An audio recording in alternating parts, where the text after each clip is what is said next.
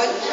Supine, the shoulder is abducted to 90 and elbow flexed to 90 degrees. Compression force to the humerus, which is then rotated in an attempt to trap the nag-isip na labrum.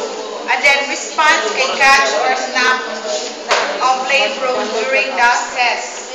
Okay, supine, shoulder abducted 90 degrees. Shoulder abducted. Panatang makabayan. And then the impression force, which is then rotated. Walang susuko ng masama. Imagine the